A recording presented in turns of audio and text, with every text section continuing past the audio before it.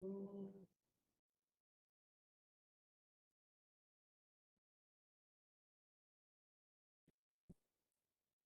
with that.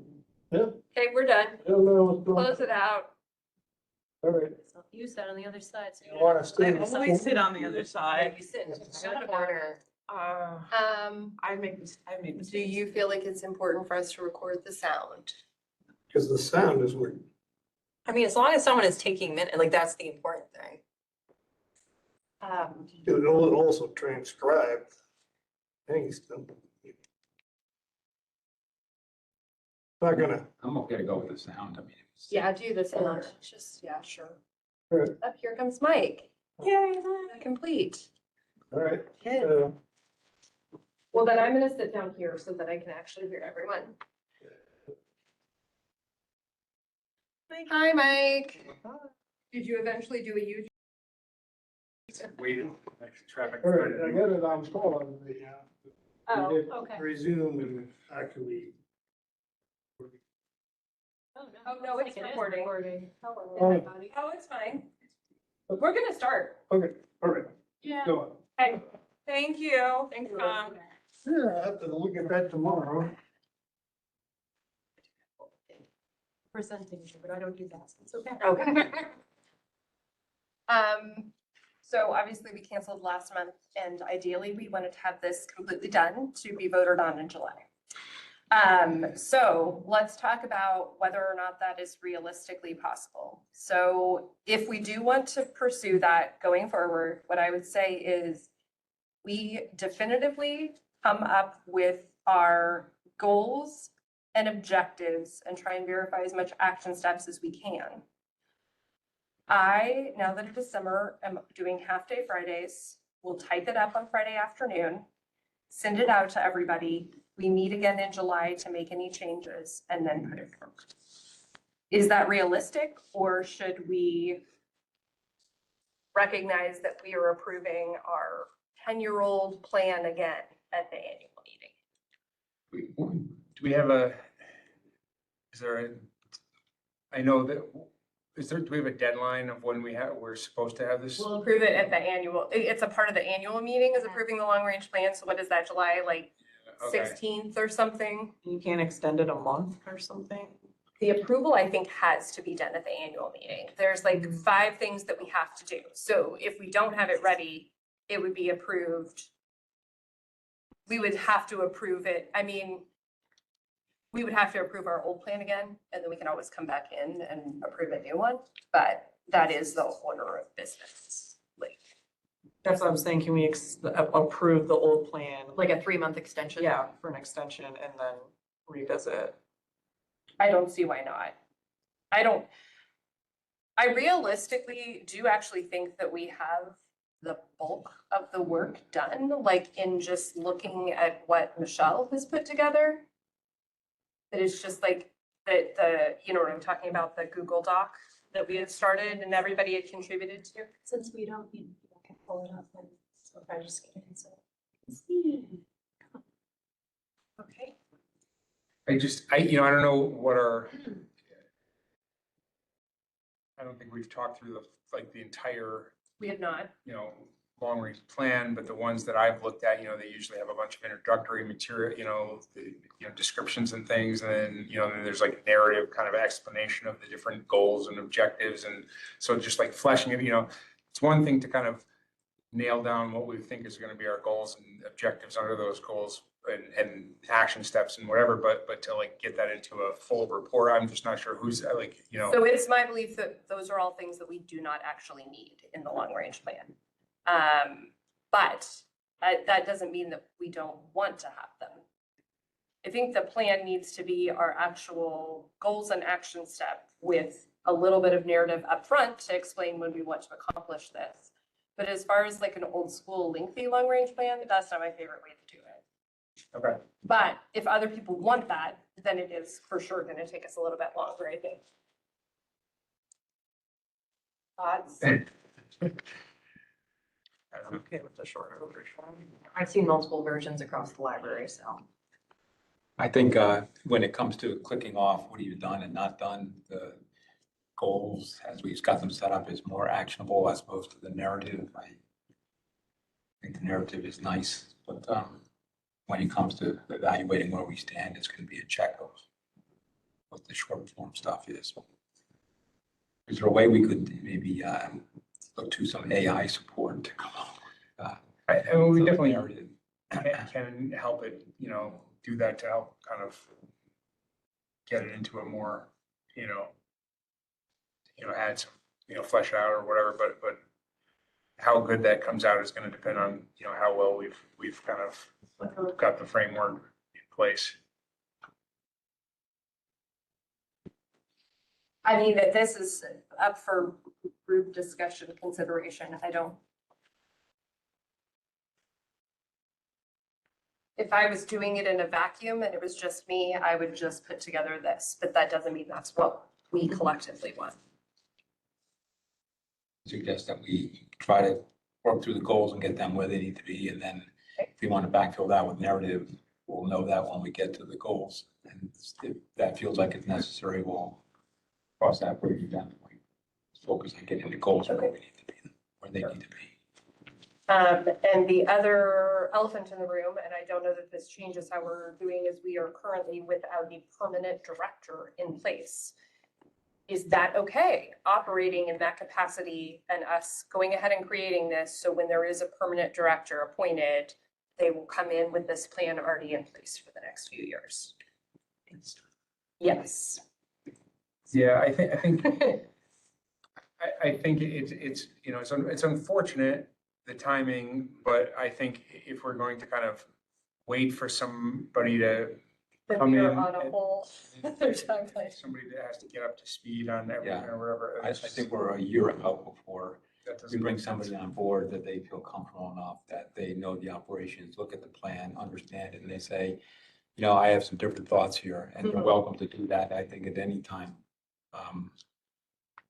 After they come in to say, here's what my thoughts are, and it would be the same type of vote by the board of trustees to go forward with that or not go forward with it. But I think putting it off and saying until that point in time, we're going to approve what we did back in, 2016? We're going to tread water with that. No, that's Okay. So let's start tackling the rest of the goals. So I have no clue where our big poster boards are, but I don't think we need them because Christina has helpfully put this up on the screen for us. I think they're in the office, actually.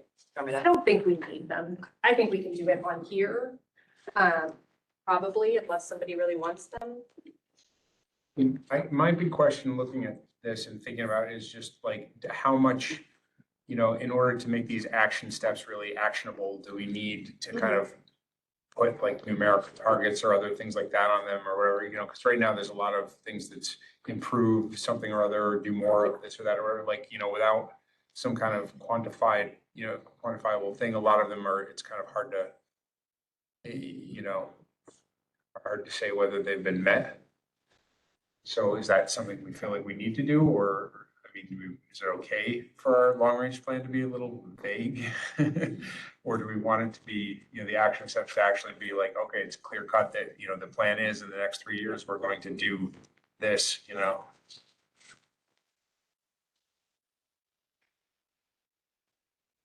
Someone else can talk. I think ideally we have metrics, but because of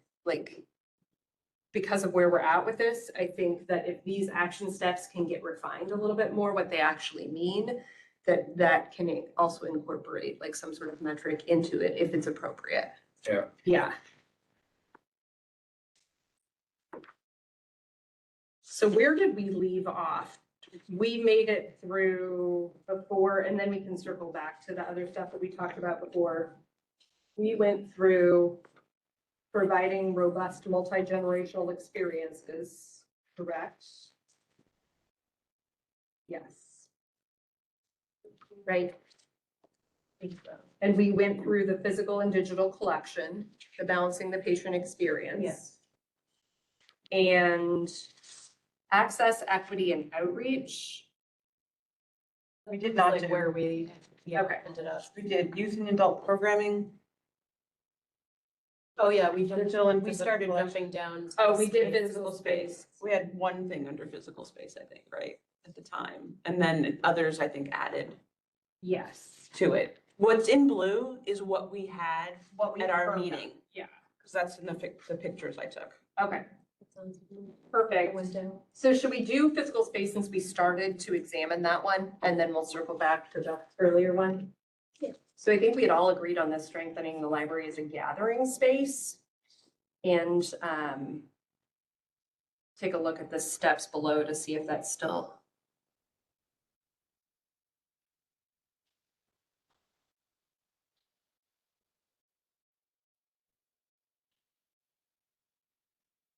Must have, I think this is around where we stopped our discussion. Yeah. right? Sounds familiar. Um,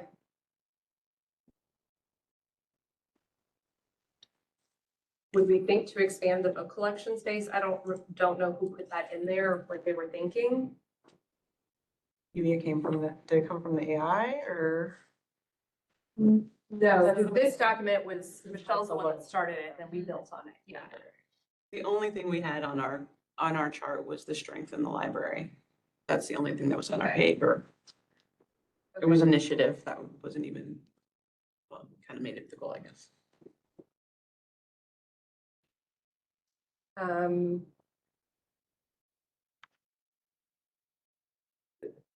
If you put something on here, will you share what your thoughts were behind it? What one are you asking about? The, under strengthening the library as a gathering space, those, 6, 7 things that are up there, yeah. Space use capacity assessment? I can't remember which ones I put in, but I didn't put Okay. in all of these things here. But that's one of the things we did talk about, right? Was physical spaces, conducting a space use assessment, Yeah, right? One of the outcomes of that would be to, I didn't write that in there. and not necessarily just that alone, but, you know, with the collective staff, identifying opportunities to improve these things. so, I mean, part of the thing here is, as I understand it, and I was not on that committee or anything, but as I understand the idea behind the space use capacity assessment is being talked about was the whole point of that is to kind of review the use of all the different space in the library where where we're underutilizing it or what are needs we have that are not, that we don't have space for, that we need to, or we could use space differently or all those things. And this connects also to the former cafe space. And there is one specifically under an objective repurpose the Norman Skill. Right, but the thing that makes it a little difficult is, if the point of doing that study is that's going to give us the kind of information we need to intelligently decide how to reuse or repurpose space or where to do it better, then it's tough before we've done it to have other goals that are related to, like what are we going to do with the space or how are we going to better use the space when it's, well, the whole point of So- paying somebody to come in and do that assessment is to give us the information we need, so. So maybe some of these are additional action steps or metrics underneath the space use capacity assessment. That after that is complete, we identify opportunities to improve seating, we rethink the space, we define a special function use space for the Norman Skill Room and like those things would now kind of fall under that. They would be Under next strength steps in the library. after, yeah. Yeah, I think some of this is, that's kind of a blocking, step Yes. for some of the later stuff. So would it be action step, conduct space use, action step, identify opportunity, action step, repurpose Norman Skill? Or assess?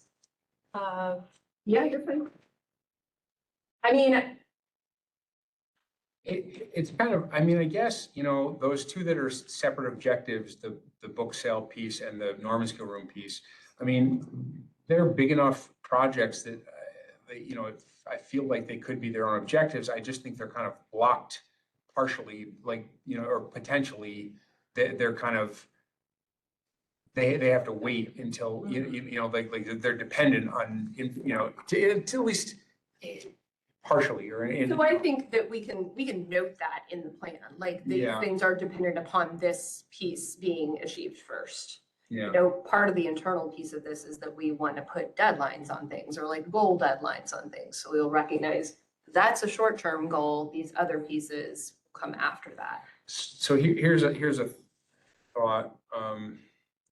Some of the things that are right now, the action steps or the bullets under that first, in that first objective there are things that maybe, that we could do regardless of, yeah, I don't know. I mean, it's tough to say, right?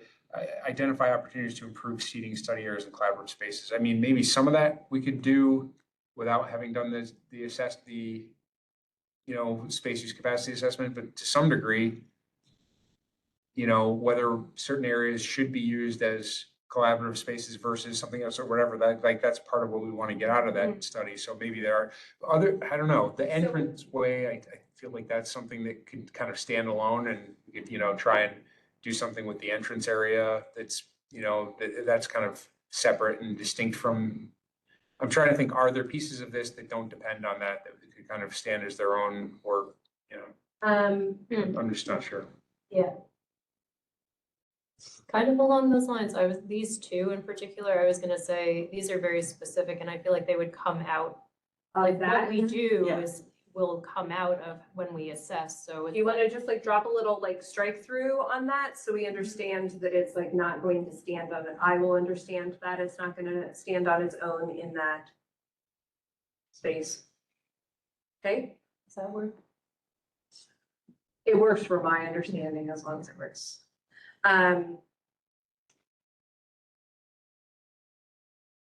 But Mike, are you saying that this might also kind of be like, these things will come out as we conduct? Because then I could strike that too.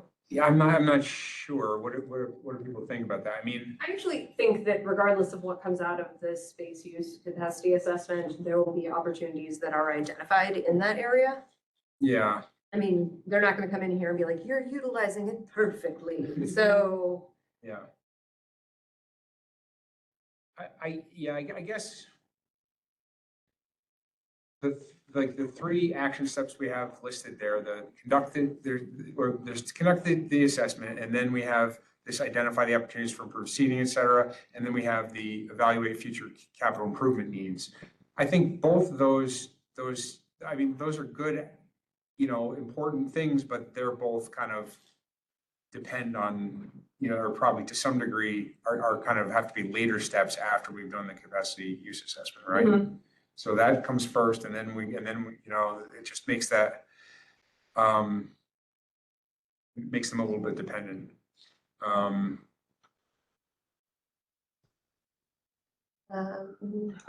think that just putting the conduct space uses, it's just such a broad topic. It's like, I think it sort of needs some things that it might be aiming towards. As I was putting some of my input in here, I say, what is the space use assessment going to be getting at? Are we going to be directing it to do, look at certain areas in particular? Or Are they the same bullet? Is it conduct a space use capacity assessment to identify opportunities to improve seating, study areas, collaborative spaces, and then also and assess the current collection footprint or something like that? Is it like the same? Is it all the same thing? Do the first thing in order to do the second thing. That's how, like, we can have an assessment and they can say this, but then we get to say, okay, thank Yeah. you. We're Here's gonna what use we this, and this. Yeah. So I think and I think, kind of like maybe what Mike was saying, those three action steps, they build off of each other. It's one, then two, then three in the way, because okay, now we're gonna identify this. And then we're gonna think about how do we do it? Like, what do we, future capital improvements? And then there they are. Because the reimagining and what do we want to expand, that falls underneath those things. Yeah. And then the entrance,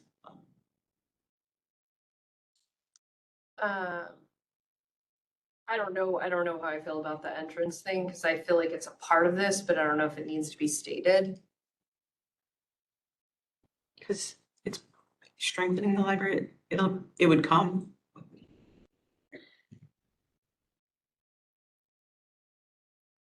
just kind of like repurposing it. Norman Skill Room would come out of this. Yeah. How best can we use that room? I suppose, right? Like they might be like, oh, you can add something to your entrance or more seating or Yeah. something. Okay, potentially. We'll leave it in there and then see how it sort of sits with the rest of everything. Yeah. For now.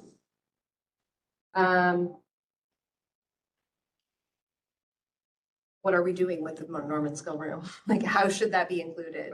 This is where it's tough because this is a piece where if we are planning to, you know, hire consultants to come in and do this, you know, capacity, you know, space use assessment for us, then it seems like it would be premature to, like, I would love for us to figure out what we're doing with that and do something with it and not just leave it as this kind of space that isn't being, you know, utilized to its full capacity because we don't have a plan for it or whatever. I would love for us to sooner rather than later, figure out what we're doing and do with that space. But if we're just gonna kind of go ahead and make a plan on our own and kind of use that space when it's this very large, very, you know, space that could be used for a number of different things. It's like a big, you know, space right now. If we're just gonna go ahead and do that, then why are we gonna waste our money on doing this, you know, paying somebody to come and do the capacity, you know, this assessment? So it's kind of like, if we think it makes sense to pay somebody to come and do the assessment, then I don't think we should prematurely decide what we're gonna do with that room until after we've seen what they give us as, here's your options, here are things you can do with it, here's what we recommend or suggest, or some options for you or whatever. It just seems like it would be, you know, I don't wanna jump prematurely to that. Yeah, great. So if we're gonna do that, that objective to repurpose it and our action step is to define a special function use space, that's still accurate for what we are doing. The smaller meeting room, what are we talking about? I don't know Is that the West what Park? the thought of, here's what I think this is something that maybe goes for, okay, if we say, okay, the Norman Skill Room specifically, that's gonna kind of have to follow after the space, the use assessment, that, you know, thing there, right? But the kind of the other things under that objective there, which are basically some sort of, you know, coffee, snack, whatever, you know, like, you know, that's either this food truck idea or having a, you know, a coffee service, you know, area or something like that, or whatever, those ideas kind of, I think those are things, and, okay, so that idea, some sort of coffee or snack or something like that, and the next objective down, the book sale piece of it, right? Those are both things that Sorry if I'm messing Oh, you're up, good. Christina. the assessment could, you know, give us information or help us to make decisions of how to best do that. You know, the space use assessment could help us figure out where's the best place we should be collecting and storing books that's gonna most, you know, for space. It could tell us if we want to have some place that we can set up, you know, to do, you know, coffee or snacks or something where it's a place for people to sit and have a drink or whatever, like this is options or how you could do that or whatever, we could get that. But I think those general ideas are things, they're things we could move forward on even before we get the assessment, knowing that the exact way we implement it may change later. So we can say, look, we want to do more frequent book sales. People want the book sales. People like the book sales. We need to collect books. Let's figure out in the meantime, what's our best way of moving forward with collecting books and getting them sorted and storing them. Once we get the space and use assessment, we may change how we've gone about that, but we're not going to wait and not move forward with that in the meantime. Same thing with there is, you know, we did hear from a lot of people that, well, maybe the cafe as we tried it wasn't the best way to do it or wasn't, you know, the best thing. A lot of people said, well, maybe you could just do something smaller. Maybe you could just be, you know, a coffee machine and some other options or something on a small scale. We could say, look, let's, you know, how could we do something that might, you know, provide that to, you know, patrons in the meantime temporarily or whatever. And then once we've done the space assessment or whatever, we may change how we've done that, move it to a different place to kind of do something different. So those are things that I think they don't need, those objectives don't have to necessarily wait for the capacity, the use assessment, but that might change, you know, they might, you know, it might be, we do, you know, try and do something in the short term and then in the longer term, do something different once we have more information. I don't know. Yeah. I don't know. Right? That's just my thoughts. I think when the space use assessment comes in, you know, they're gonna tell us basically, well, here's how you're using it. And if they don't have something to organize around in terms of saying, here's where you're gonna go with it, we're not gonna hire them to tell us that. We gotta tell them, here's what we want them to be thinking about. in terms of here's what we got and here's where we'd like to go. I think what's missing is here's where we'd like to go. And so some of the things that are in here are, I think, are things that are teed up for, here's thoughts about where we would like to go. These are the things that we're wrestling with. So tell us which of these, in terms of how we're using this place, are things that are feasible within the space that we have. You know, I just don't think we're going to turn the space use assessment over to them and say, tell us what we do and then tell us what we could do differently. I mean, I just don't think that's going to happen. In terms of this last one, I don't remember where the food truck. I threw that in there because, you know, in terms of talking about a cafe space, you know, just Yeah. one of the things that doesn't, you know, I just threw an out there. It doesn't have to be something in here, okay? It could be something out there in the parking lot. They do have coffee food trucks. You could enter into an arrangement with one to come in and that sort of solves that one. So I just threw that in there as are we possibly thinking about this, or is this something we could think about how we're using the space? Because the space is the parking lot. Do we think that consideration of that is covered under offer additional coffee and snack vending options? It could be, but it's just sort of like an outside the box. I don't know how many people are Yeah. thinking about that one in terms of, you know, this is a potential option. It does not have to be in here. The Well, space does yeah. include the parking For lot. the time being, let's put this here, as an option for us to move forward. That way we can. Are we committed to continuing?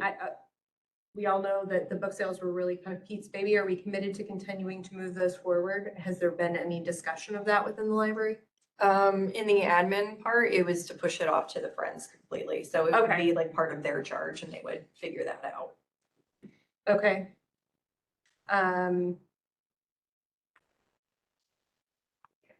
There was discussion to do what Voorheesville did, like to get a shed. But basically that was going to be one of the big fundraisers for the Friends group. What is the Friends group actually called? Friends of GPL? Yeah. So how do we feel about including something like that?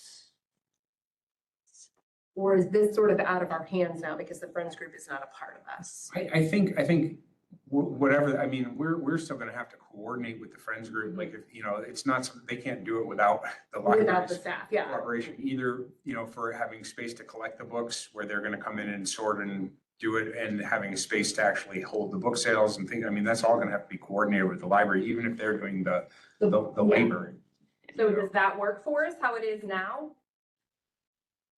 Or something along those lines? Isn't this one where we could come up with an objective number on it? Right now, we hold one book sale a year. We could maybe say do semi-annual book sales because I think moving to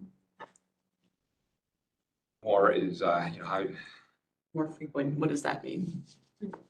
Yeah.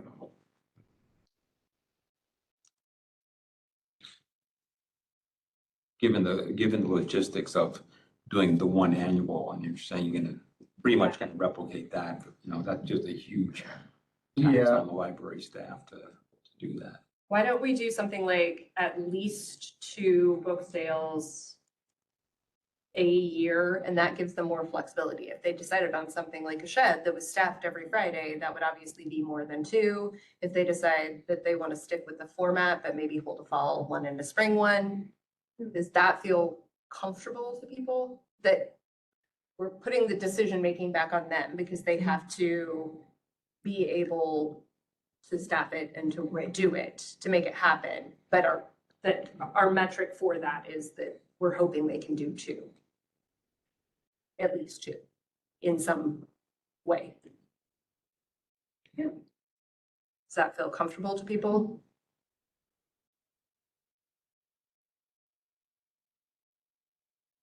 Is there anything that we're missing on the physical space? Something in here, I think if we really do are committed to this and get a professional to come in and take a look and offer some insight based on what we have to say too, I think there will be additional pieces that come out of this, but anything that we are missing as of right now? Okay. If nothing is popping out right now, do we want to move along to, do we want to go back to access, equity, and outreach? Or do we want to go forward to employer of choice, community resource?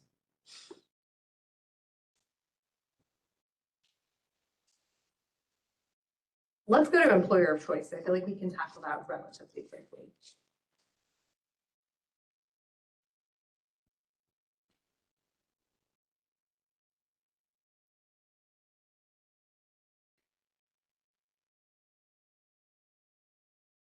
Think to this.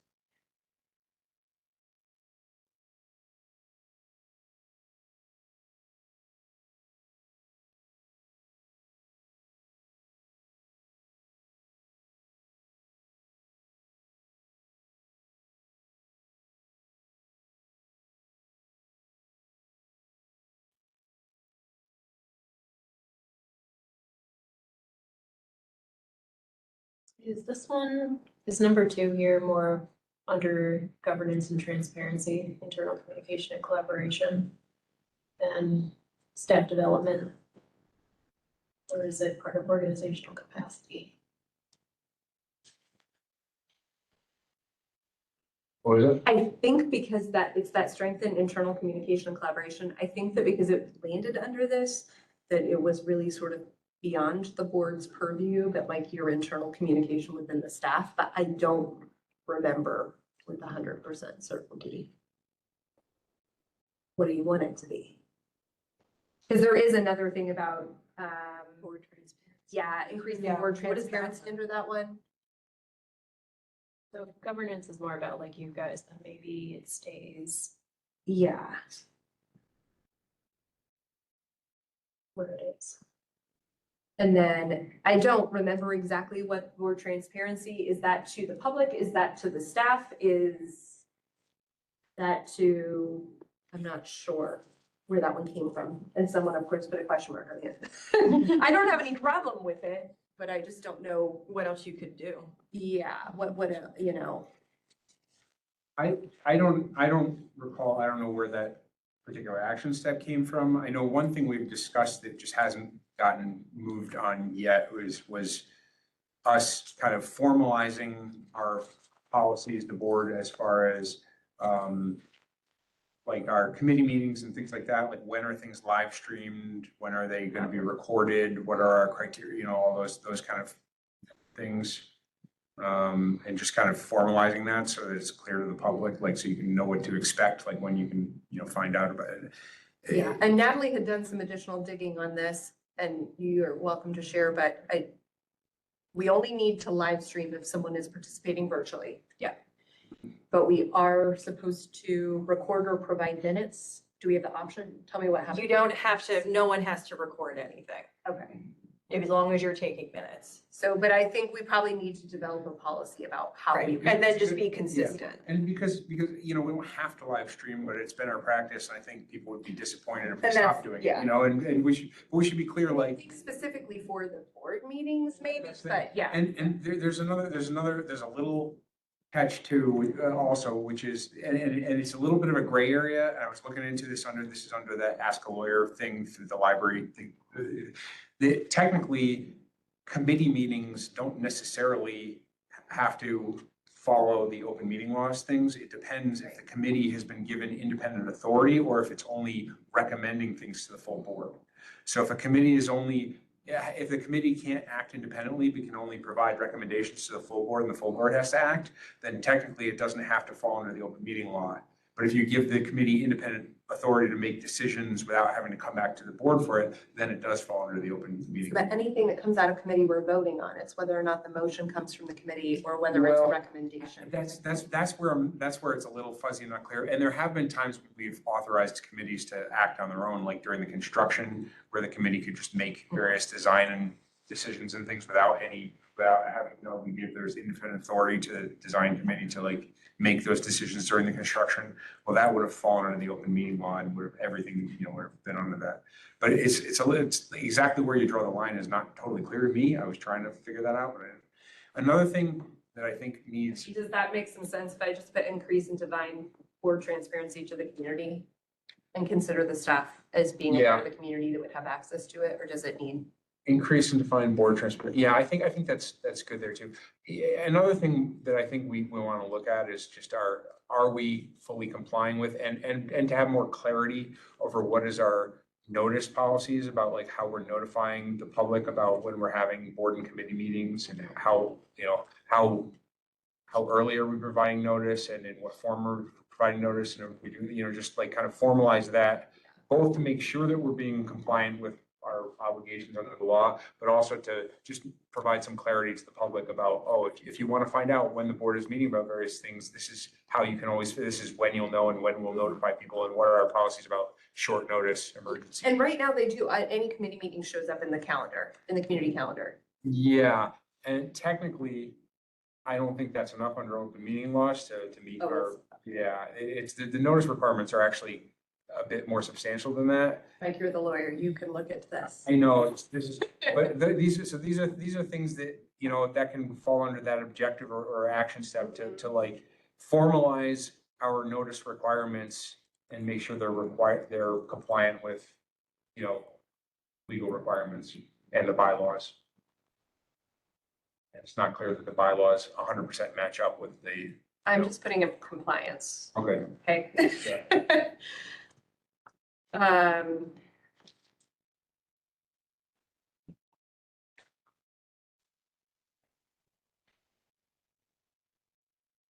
Anything else on this area? The long-term financial sustainability. This is, Mike, is there any push forward in us establishing those reserve funds? My hobby horse, It's your baby, so. not yet, but, there will be. Okay. Let's put it that way. Let's put it that way. It's in the plan. It's So there will it's be. gonna happen. Well, I'm gonna put it in the plan right Well, now. I thought, I was looking on the online, is Oh, it, appropriate longer-term capital planning into the annual. I was gonna say, isn't that next underneath it? Yes, it is. It's just it moved on to the next page. yeah, it got bounced. So it's action step incorporate. There we go. Okay. Yeah, and then can we turn that first one about the tax cap into some sort of action item? I don't know how to.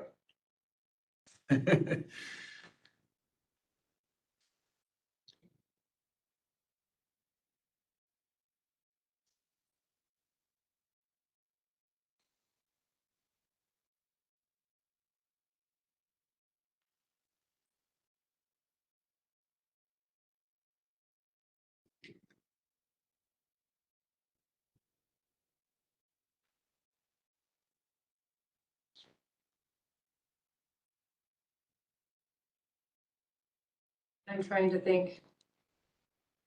There's a better word. That's not an appropriate word. I do not want to use stagnant, but like. If we can't, you know what I mean? If we're Yeah. not seeing big jumps. So what's I'm literally going to thesaurus.com. It's like bookmarked on my computer. Long financial planning to, Slow growth. maybe it's, you know, Static? That's it. maybe long-range financial planning to prepare for,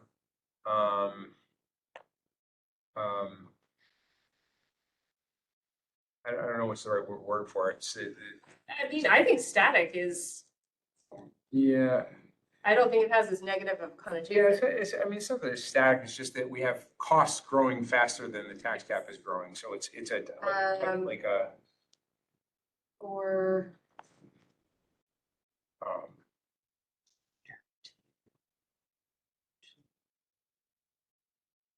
maybe it's just to prepare for growing costs, or, you know, or Increasing. increasing expenses is, you know. Rent is increasing at faster rate than tax cap. yeah. Increasing expenses.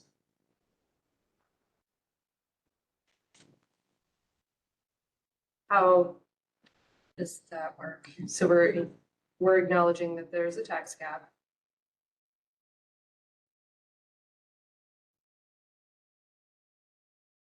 Yeah. Okay. We'll wordsmith next time. But this at least gives us I don't want to make it longer, but I think we've covered in a few areas, retention when you're here with increasing transparency and staff development. But to me, an employer choice would also be like recruitment. So if we want something about like, want to get people to come to this library, want to be here. Yeah, so what do we want to say? Yes, we do. I just feel like that's a little bit hard when we're governed by civil service. Because yes, New York Health was extended, but it's not always going to be here. So at some point, it is going to be hard to do recruitment because it's just going to go back to lists. I don't So know. I don't want to have a lofty thing if it's in 2 years not going to be attainable. That would be my only hesitation. Though, because like, let's say you go through all the hoops to get on multiple lists and we have a job and Bethlehem has a job. Like, how do we make people want to come to this library?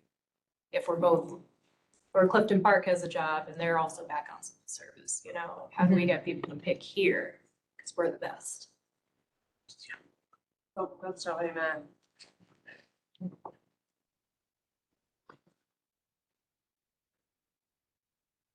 I don't know how to, I'm typing my thoughts, so.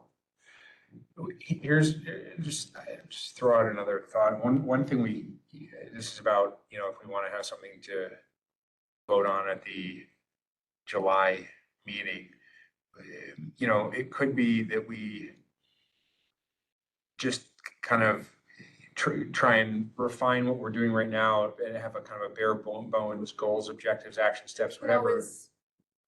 Put that to a vote at the meeting and just say, look, this is our kind of Yes, starting point and a skeleton, you know, outline, you know, plan, and these are the steps we want to do. But then continue for a few more months to try and refine them and put some metrics to them and kind of flesh them out a little more, and then bring that back to the board a couple months later and be like, hey, we voted on that in July, but now we have a more fully, you know, Yeah. fleshed No, out. I think we could vote to, update it at any time, Instead of, you know. instead of struggling to get every.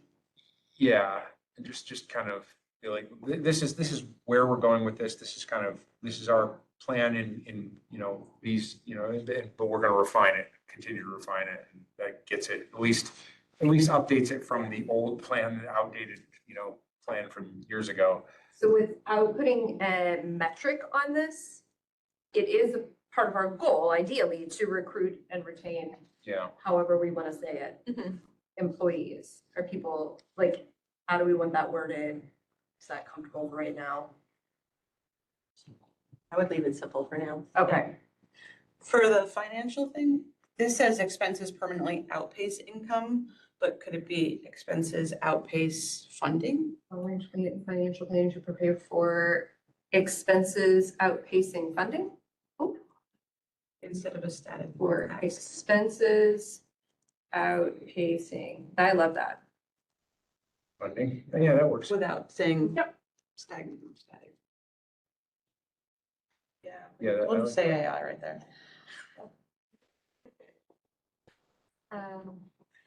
Too easy. Any other bits and bobs on the employer of choice community resource? Okay, we're back up to the access. It actually has like the most stuff. I feel like.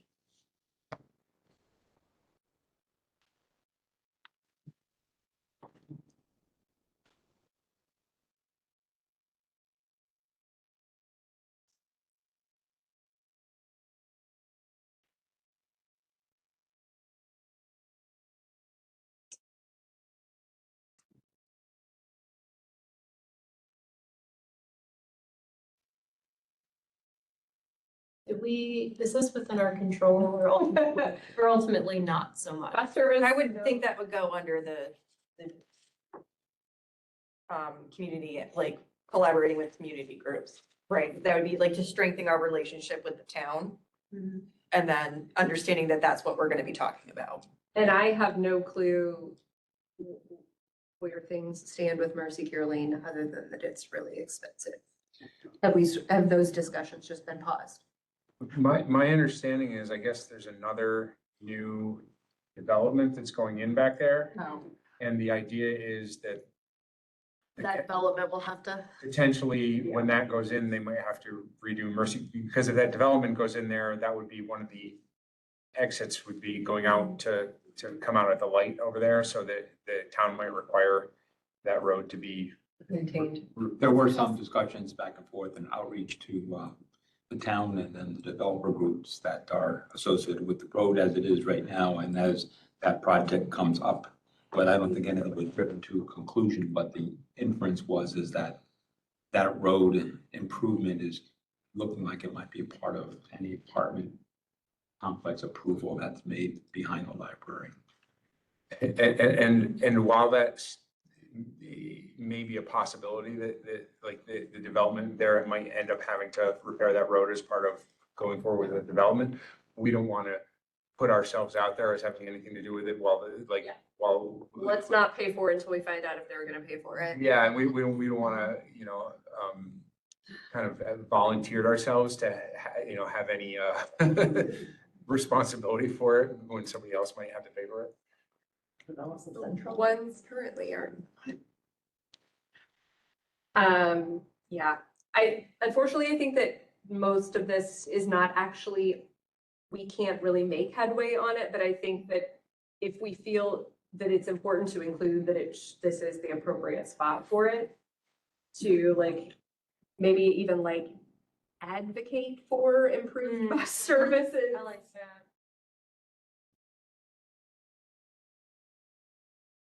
Service, yeah, sidewalks, Mercy Care Lane, like that way, we know we can't independently do this, so.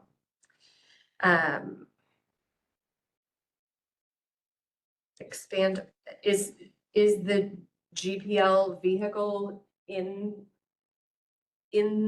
I don't know where this stands, anybody, like, is there serious consideration of getting one? I feel hesitant to put it in here if that's not something we can do because we don't have a vehicle and we don't have a plan for it. I mean, there was a major push for it, like Yeah, to expand the outreach services, because right now we're relying on staff to use their own vehicles. And not everyone has a truck or a van, so when you're going and you have a tent and a table, like it's a lot. is that like realistic that it could happen, that we get a vehicle in the next couple of years? I think so. I mean, that's, we're talking about what to do with the capital funding and stuff like that, so we could build it into the budget. But some of the thinking around that was, get volunteers to fundraise to make that, but I think that that's, given the cost of a vehicle, I think that's a lot of fundraising beyond anything we could have really imagined, to tell you the truth. Maybe the book sale donations get dedicated to that or I was something. gonna say, are those earmarked for anything, or could book sales go towards? But I think a vehicle is just any type of outreach is going to be dependent on this. And then I think the facilities team really needs a vehicle for Yeah. being able to get supplies as So- opposed to using their own cars. Yeah, so really that truly is our metric, whether or not we get a vehicle, so. Yeah. Well, I guess the question is, I think, there was a push for that and saying if we had a vehicle, we could do more and we do, but even if we don't, like, even if that, suppose it takes a few years or whatever, that's like not it doesn't happen immediately, are there still steps that can be taken under that action step to expand offsite programming and outreach? Is that completely dependent on it, or it's just that would help a lot to make it a lot easier? I think there's different, like, it could be. I think it would definitely make it a lot easier, because we are doing it now, but again, it's always like indicative of, dependent on what staff you have and what vehicles they have and what their availability is. Right. So it's, luckily we've had, a facilities manager or two in a row who have had their own trucks. Right, But if we had somebody who just had a sedan, I mean, that's, right.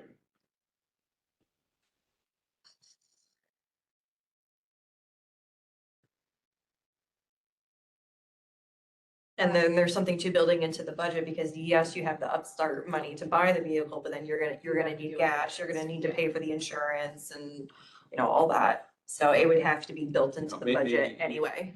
instead of saying need GPLV, you say, Yeah, I just. you know, enhance with a GPL vehicle. Service enhanced with, yeah.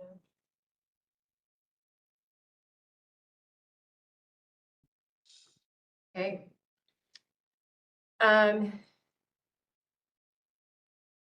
I am just gonna be frank that I don't know exactly what this means, and so I don't know. Improve multilingual and culturally responsive services. I'm not saying that like this is not a good idea. I'm just saying I don't really understand. I don't know what it means, I'll be honest. I have no Yeah. idea. What's a responsive service?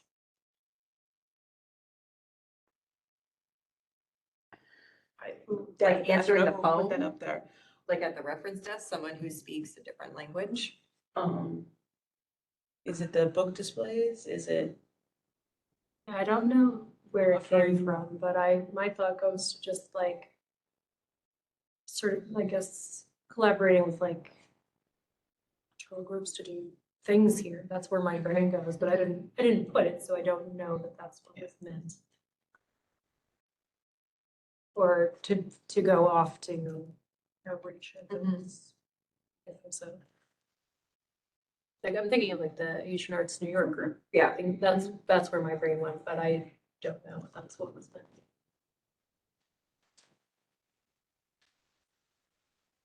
Responsive bit is what's throwing me, I think, Yeah, to improve. because responsive to me means To improve. like there's someone at one of the desks that is able to speak a different language. Like, that's what that means to me. Could be, I mean, I could be completely wrong, but that is just where my That was brain the went. thought in my, what I was thinking, because it said multilingual and then it said and culturally responsive. So I was thinking that's like when somebody comes up to the, you know, information and they're from, you know, like an immigrant, you know, group of the community or something like that. And they're like, I'm looking for, you know, books that are Yeah. X, Y, Z, and it's something that, you know, is kind of a niche thing that, you know, that you have librarians who had more of a breadth of knowledge or training or whatever on trying to find things that are kind of outside of the mainstream, you know, that might, you know, appeal to, you know, certain narrower demographics or things like that. I don't know. That's what it basically means, is the ability to respectfully understand, communicate with, and effectively interact with people across diverse cultural backgrounds. Mindfully honoring an individual's experiences, beliefs, and practices while continuously evaluating one's own biases to foster a truly safe, inclusive, and equitable environment. It shifts from a one-size-fits-all to a learner-centered model. So I wonder, Is how it's used in education, healthcare, and organizational leadership. is that just going the extra step further and just like our signage, is it in multiple languages? Like, is it along those lines? Like even like when you call our library, is there like for an option, like to speak Spanish, press 2, like to hear this in Spanish? Like, is it referring to that? Like looking at our, like I said, responsive services through the lens of. I mean, so Because what does the school say? They have about like 60 different languages that are spoken Yeah. at home. So, and everything that we have here is in English. Like we don't.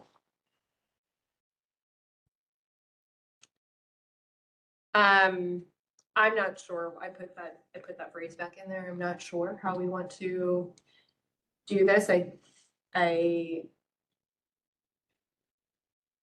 Yeah, I don't know.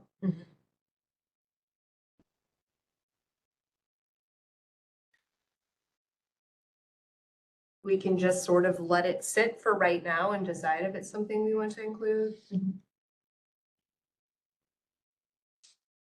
I just come back to the vehicle for a second Yep. here. We do have within the current budget and reserves that we have built up over time, we have enough money to go out tomorrow to buy a vehicle if that's what. Let's go, Bill. No, that's what if we think that bringing the library beyond the parking lot is something that we need to and we have a plan to do, that is something that, you know, the taxpayers have already put money into this facility. We have not used all of it. And if it's something that we think that the library could make a good, positive impact on the community to do, and we have all this money, then the question is, why aren't we doing it? And so I would just put that out there as the thinking for a vehicle. Why don't we go out and get one? Do we have a plan? I think, And do.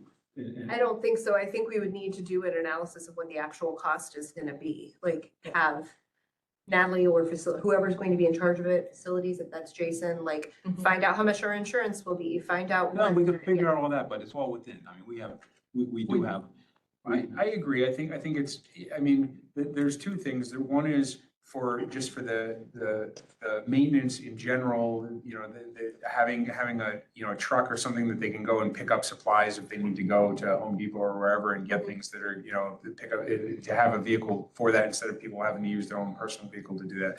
And then two is for library outreach things to have people be able to go and take things, you know, too. So if we had a pickup truck or some vehicle or whatever that was, you know, could be versatile and used for both purposes. Or a van of some kind, I think would be more, more multi-purpose. You get a Probably. pickup truck and we're gonna, you know. Okay, yeah. It's a van has got, just more, you know, you can take seats in and out Sure, of it and whatever. And then if you need to put mulch, you know, bags of mulch in the back for a period of time to do. You can do that. I think it's just, I think it's definitely something we could, you know, again, the budgeting piece of it, like you said, we do have right now extra money, but we don't want to, some of the money that is left over every year that's going into the reserves is supposed to be building up reserves, you know, that are, you know, over times, you know, and we don't want to be just kind of burning through that.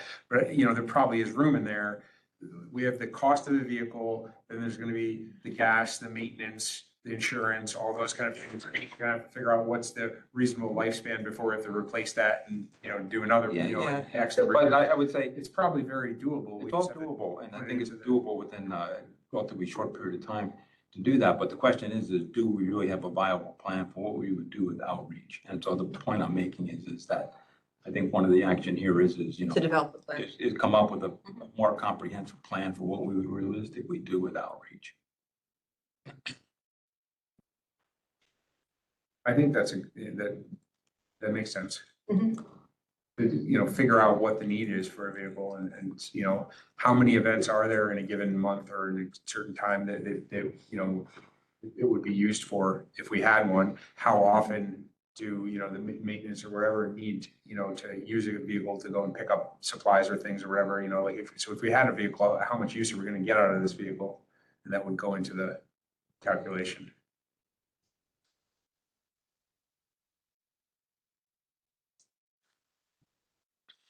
So are we ready to take a look at the awareness of library services and programs? I'm also gonna acknowledge that we are 10 minutes over because we started late. Are people available until 7 for us to work a little bit longer? Yeah. You gotta go, Mike. But we're honestly, almost done with this. I think this is actually the last main point. So, and it does go on one, Christine, can you scroll up? Because it does go one more thing on that next page. Yeah. Of course. It's that weird spot. Here, I'll just take this space. I'm just gonna take this space out for now. I'll put it back in. Okay, nailed it.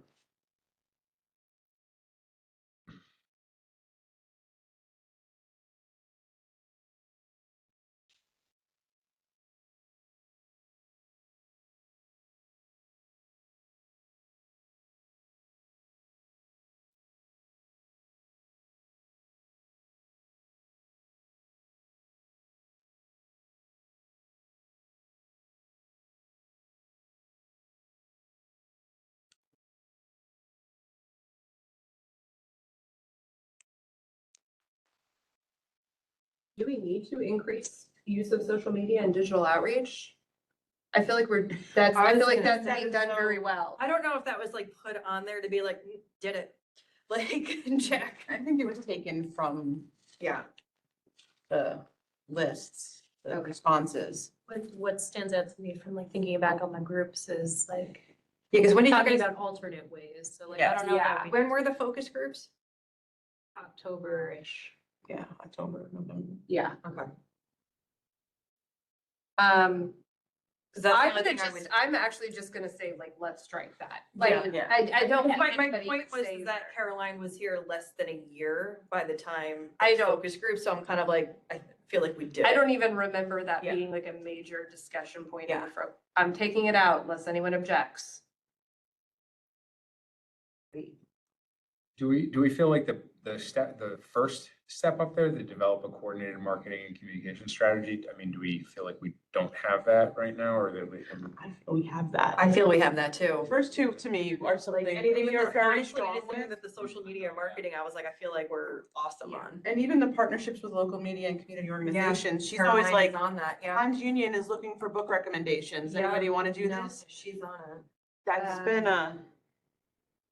I think it's, yeah, what stands out to me is more about looking for alternate ways to reach people and not Yeah. like expanding the good things we already do. And the- not, like, The partnerships with community organizations, I actually think comes back up here to our other things that we have in the underrepresented community For groups. Because there's outreach, yeah. also developed partnerships Yeah. up there. Okay, I'm taking that one out then too. Guys, we're just hitting the delete. Create non-social media methods for reaching members of the community. Yeah. That Mhm. came up That's in the- focus groups Mhm. consistently. Advertise remote access to UHLS programs to Gill. I thought that was a conscious decision to not include all the other libraries programs in our calendar. But it would get crazy. Yeah. Like, But it doesn't mean we have to add them to our calendar, but I think there was some discussion about the community wanting to know like where else they could go for things, but I don't know. They go to UHLS, they can get to that calendar, It shows everything. We don't need to be the end all be all for everything. you know. Yeah. There is the Upper Hudson universe that we're part of, that we're paying to be part of. And, you know, if people have, I mean, there was people asked for a lot of things in the focus groups that we had. And, well, those things, we just can't afford to bring them all here, but they are in the universe. Well, and I think this could be as simple as Caroline changes the banner on the website and creates a flyer saying,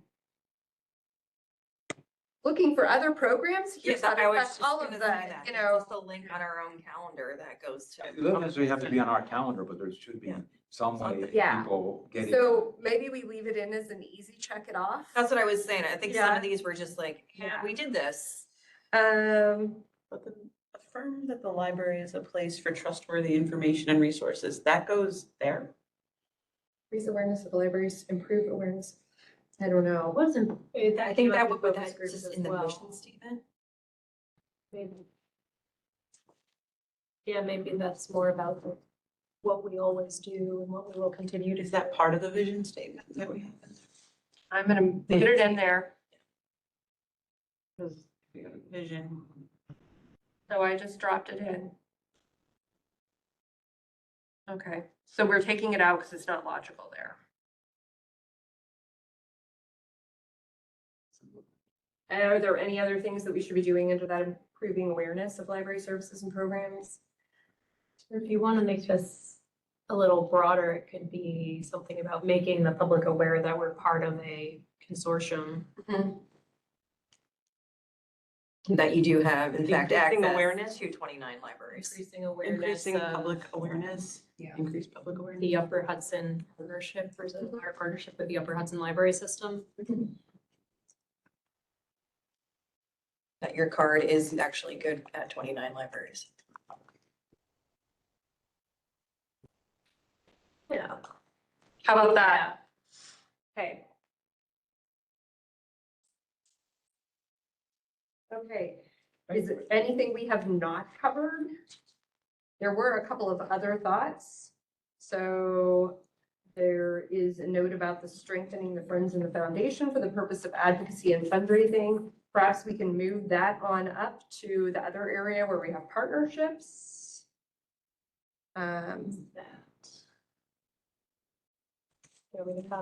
Oh, yeah, I started, no, please, yes. Okay, wait, where is that thing? It is a second action step on this. This one here? Yeah, but like we could just pop another one, you know what I mean? So either, or you can just drop that in as a sub point and I can figure out how to. That's, here's the. It is increased strength of Friends and Foundation for the purpose of advocacy and fundraising.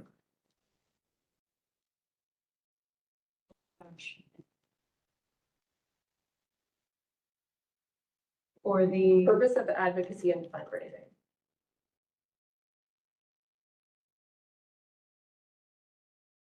The other thoughts that are in here, I think ultimately we have covered.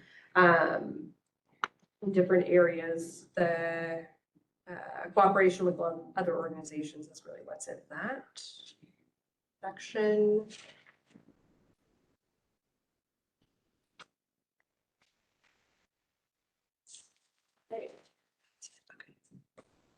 oh, dang, okay, Yeah, so then. you just we delete drop that. now. Unless we really want to include U Albany in the thing, which I don't. I have thoughts, but.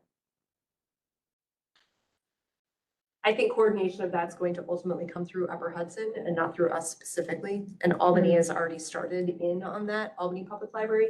So I don't know that I would specifically want to call them No, I would out. just leave it as community groups. Yeah, And let that be as vague yeah, as. and we already have the schools listed in here, you know, so.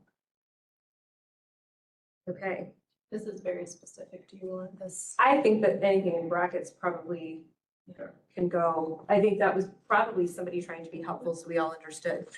Yeah.